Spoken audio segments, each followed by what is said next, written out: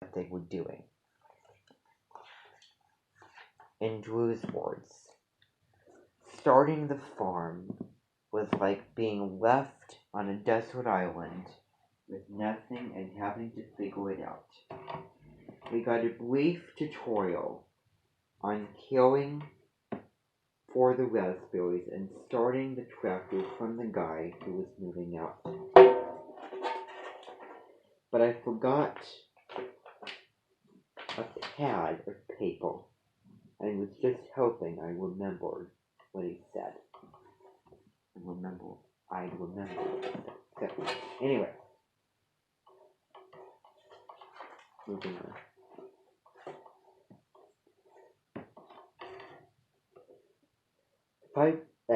Fire people are wing-it artists. They jump in when others would stand aside or walk away as fast as they can. When it was time to apply the pesticides, Drew said, I walked out to the shed where the chemicals were kept. I opened the door and there was this awful poisonous scent. I was scared to be in there. It gave me the heebie-jeebies. I thought to myself, I don't want to eat this stuff. I don't want to touch this stuff. We just won't use it. It's also earth. I don't think that that's really fire. I think that that's earth. Being practical about things.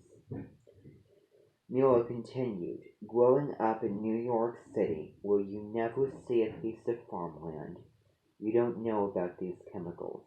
You certainly don't see or taste them on your produce. You don't even know they are there.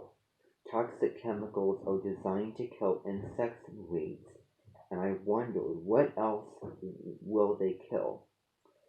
How can we use them to grow food for human consumption with a clean conscience? There has to be a way to farm without them. Now, I don't know if you're seeing the fire in this. I'm not really seeing fire in this. I'm seeing some Virgonian energy. I'm seeing some Aquarian and Earthbound energy. Drew recalls the beginning of Earthbound farm. It's like, it's really perceptive of me. We put a sign out on our doorway and sold raspberries for a $1.50 a basket. People would come and say there were 99 cents at the grocery store. We would say yes, but ours were organic and taste so much better. We never let that argument about price stop us. Now that is one thing that I can agree on, because prices are merely just numbers. And they're just green slips of paper. Don't, say, oh, I'm not doing this because, oh, the price is too much. Do it based off of the actual thing itself. I think that you can all agree with that. Now, that's not saying don't completely disregard that, but that's just compromising by saying. So, kind of that balance between earth and fire going on now. Drew and Mila worked long, hard days, and being too tired to cook, would usually eat quick dinners like frozen pizza. They were growing delicious specialty salad greens right outside their kitchen window, but at the end of the day they were too worn out to harvest them for their own dinner. Eventually, they started washing and bagging enough salad for the whole week every Sunday, and then when it was too fast and easy as opening a bag, they'd eat healthy greens every night. Pre-washed salad in the bag. What a concept. When they tried to sell their pre-washed specialty salads beyond their local area, Drew did the cold calling through the phone book. Not an easy job in that era when salad meant heads of iceberg lettuce. He received rejection after rejection. According to Drew, Mira would hear me talking loudly on the phone, pushing our packaged salads onto every potential client.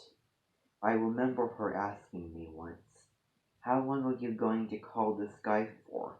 He doesn't want our product." I told her, "I'm going to call him every day until he does."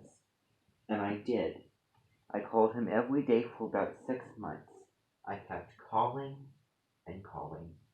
To prove my point, I knew that what we had was good for him and everyone concerned, and I wanted him to agree. Fire people are pushy. They will not take no for an answer. They love to help, they love to compete, and they love to prove you wrong. They love a challenge and hard work. According to Drew, the truth is, we were constantly told this will never work. Few people were convinced we could make a living selling packaged baby. Okay.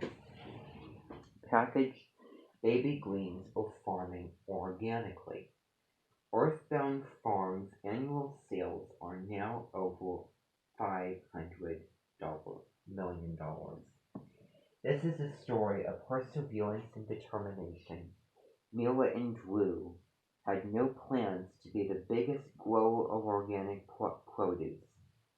They say they were just following their destiny. Can you feel the fire? What these two stories have in common are fiery characters who have walked past their limitations, past their family's pain, straight to success. Mira's parents were also Holocaust victims. Both women took their difficult lineage and lifted it up. Nothing can stop the powerful fate of a fire person once they follow their destiny. Fire can go in two directions.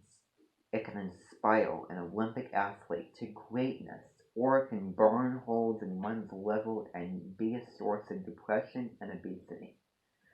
The question a fire person needs to ask is, who am I serving? Is it my ego in the struggle, or is it my mission and my gifts? Colette claimed her gifts rather than taking that self-destructed Scorpio path, and she has been serving ever since. What will it take for me, for you to find a mission? To never take no for an answer. Remember the stories of Drew and Mira, and not of Colette. They instinctively walked right into their huge success, and in the process made a contribution to all of us. They did it without a plan. It was destined and intense as they followed their passion. Fate will have her way with you. If you just say yes, do you need to fire up your life, start again, and get back in the game through honesty and humility like Colette did? Are you ready to give yourself to a cause, to give freely, to volunteer and pour out your life force like a good man did? The short answer is, just do something. Go ahead. Let the fire roar. Okay. Yep, I'm coming. So that was fire. Now we're going to be getting into water. We're going to be reading about water and specifically Scorpio. Because it's probably going to talk about Scorpio. So, we may read aspects of it. So, who knows. So, anyway, all of you can get washed up and ready for dinner. We're having Penny DeVita's tzatziki, meatballs on pita bread with tzatziki sauce and maybe tomatoes, I don't know. to all of you, thank you very, very much. It has been a very long day, and I have been very, very busy with things. And tomorrow is the start of a new week and new goals and everything, and I certainly have things that I'm going to change. So, yeah, thank you, everybody. I'll see you again tomorrow.